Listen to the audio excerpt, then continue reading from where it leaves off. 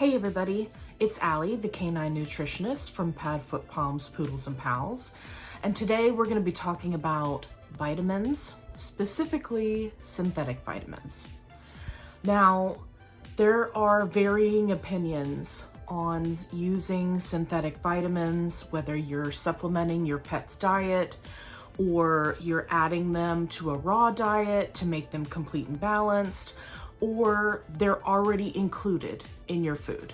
Whatever the case may be, there are some people who take kind of an extreme point of view when it comes to synthetic vitamins, and I just want to put that in perspective for you because I feel like it's very easy for pet parents today to get wrapped up in like the extremes of pet food. And my goal is to educate you, give you as much information as possible so that you can make your own decision about how you'd like to move forward with your pet's diet. There are some holistic veterinarians and canine nutritionists who believe that synthetic vitamins are the devil, they are the worst thing ever, you can never use them. You get the drift. I feel like many of those practitioners are disconnected from actually creating complete and balanced recipes for everyday pet parents because it can be very challenging for them to use vitamins, minerals to meet all of those requirements and not use synthetics, especially in the world that we live in today, where inflation has just gotten absolutely out of control. So ideally, right, in an ideal world, yes, we would want all of our clients to feed either raw or home cooked and get all of their vitamins and nutrients from whole foods. Absolutely. We would want that for ourselves, for our families, for our children, of course. But when we're looking at real life situations, when we're looking at people's budget, when we're looking at a family who's making a choice between feeding a home-cooked diet to their dog or feeding kibble, there's a big difference there. And if the mitigating factor that sends the budget over is a recipe with, 20 or 30 ingredients to meet all their nutritional needs, and that they get those nutrients from whole foods, right? Then are we really winning? So you can't afford the home-cooked diet with all the ingredients, no synthetics. So what ends up happening is that pet parents feel defeated and they just continue doing what they're doing, which for most of them means they're feeding kibble, right? They want to do better, but I feel like practitioners are setting up these bumps in the road, these speed humps, and people are hitting them and they're going, oh gosh, first it's budget. Then it's like, okay, we're going to make the budget work, which if you haven't heard, I'm actually going to be doing a budgeting series to help pet parents during this time of inflation because trust me, I get it. It's hard. Then it's, oh, don't use synthetic vitamins. Oh, don't feed this food because it has synthetic vitamins in it, right? Like, let's be perfectly honest. I would be willing to bet good money that the majority of the humans watching this program either take a vitamin or provide one to their children that's a little Flintstone, right? Or what's popular now, the gummy vitamins, right? What do you think those are? Those are synthetic vitamins. They're perfectly fine. They're not harming you. They're not harming your child. And while there's limited research about exactly how much the body absorbs, we are continuing to get better and better and better at producing synthetics. So here's where I stand. Do we, as practitioners, make it even more difficult for pet parents to try to do better for their pets by saying, oh, don't do this, don't do that, don't, and get hung up on these smaller details? Or do we give them the information that they need and let them make the decision on their own?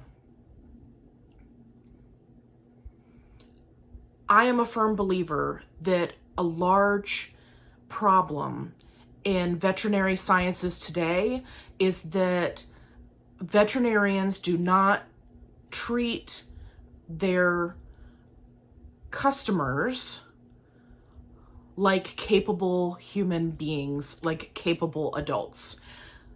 It's becoming an epidemic. They talk down to you. They act like you don't know what you're talking about. If you've done any kind of research, they get irritated. I'm not saying all of them, but I deal with a lot of clients and they all have the same stories from all over the world. It's a problem. Why don't we take a different avenue? Let's give people the information and say, hey, are synthetics the best out there? No, obviously we would like for you to get all of your vitamin C from these organic citruses.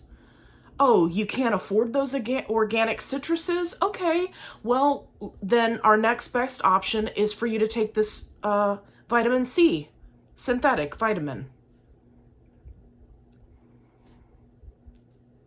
Is this vitamin the worst thing that you could put into your body? No, of course not. We've all been to McDonald's, right? Like, I feel like when practitioners make these extreme statements that they've really lost perspective.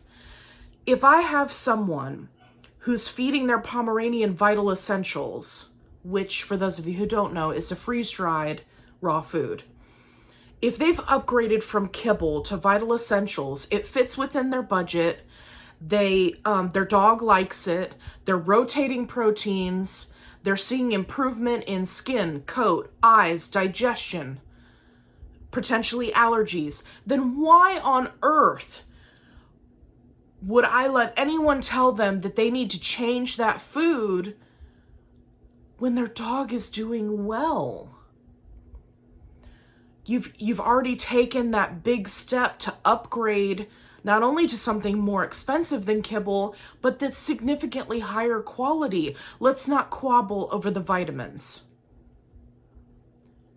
When they're ready to take that next step and do a completely raw diet or a home-cooked diet, and they want to go in and say, hey, I've done my research, I've got a complete and balanced recipe from a holistic vet or a canine nutritionist, and I'm ready to try to meet all of these nutritional requirements without using synthetics.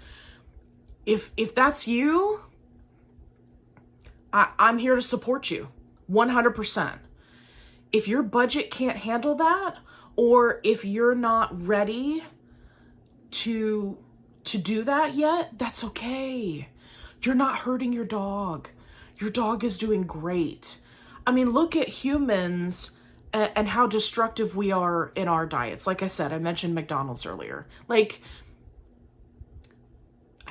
you just gotta apply some common sense, and you have to know when these online personalities are taking it just a step too far. And you have to understand that they're making a lot of money.